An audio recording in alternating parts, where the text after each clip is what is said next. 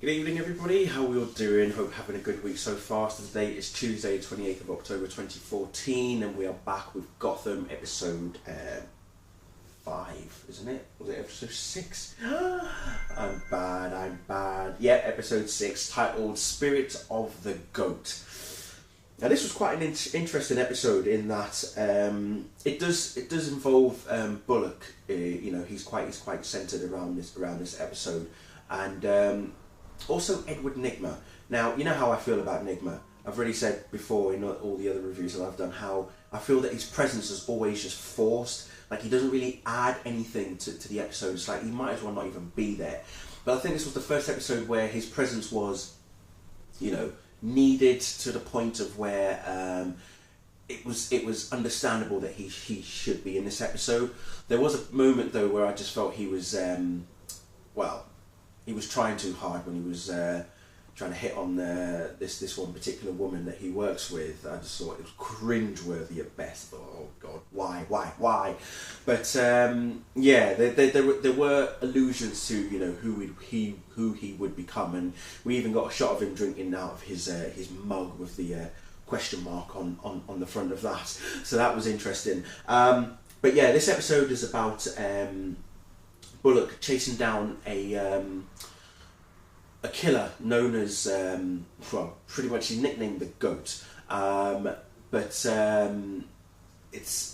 the guy that's actually dressed as this character as the Goat. It's very interesting how he's actually dressed. He's wearing a black mask, which will remind a lot of you of a certain cowl, but it was very scary looking. I just hope Bruce doesn't find it someday. But yeah, this character is known as Randall Milkey, and he's been kidnapping children. Basically, they are like the firstborn of Gotham's wealthiest citizens, and he's been taking them and killing them and putting them in certain positions, and in ways that you just think, wow, that's a bit sick. It kind of also reminds you a bit of the Doll Maker from Arrow, the way that he dispatches the children in a certain way. Bullock and his partner back then, we're going back 10 years ago by the way, his partner back then, a character by the name of Dix, is trying to hold Bullock back and not be a hero kind of thing. But Bullock is like, well no, this guy has killed already 2 or 3 children and it's not on, we need to stop him.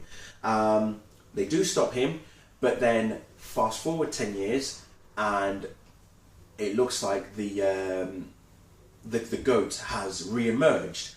Bullock can't understand who it is or whether or not it's actually Milky himself, which is quite surprising because Bullock put about 4 or 5 bullets into this guy 10 years ago.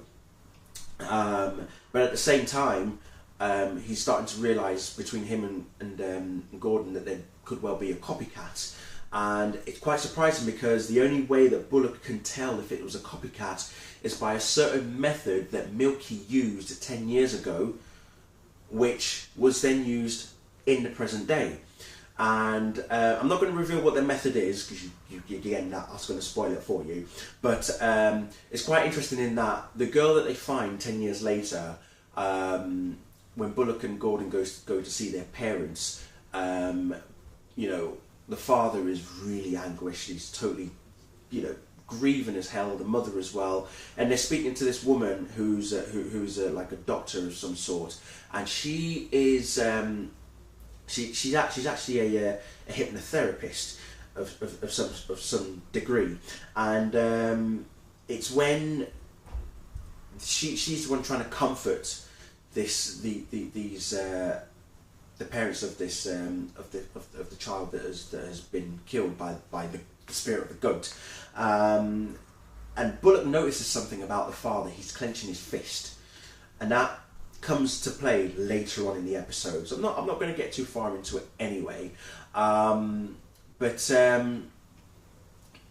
on the other side of that, we've got Montoya and Alan, both from the MCU, tracking down what happened with between Gordon and Oswald Cobblepot. Now, they still think that Gordon killed Oswald. Jim and Oswald, so far, are the only people to know that Oswald isn't dead. So when eventually Christmas Allen and Renee Montoya get their warrants to arrest Jim. Of course, Barbara Keene already tracked down Montoya to question, what is going on, why is she doing this, that and the other. And then she later on warns Jim to say, look, they're going to arrest you, basically, regarding Oswald Cobblepot. They think you killed him, did you kill him, this, that and the other. He does sort of tell Barbara that, he didn't shoot Oswald. But it's worse because, as I say, Allen and Montoya spoke to a witness who is adamant that he saw both Gordon and Bullock at the scene of where Oswald was killed. So anyway, it all comes to a head at the station. I'm not going to say what happens, but let's just say I didn't see it coming.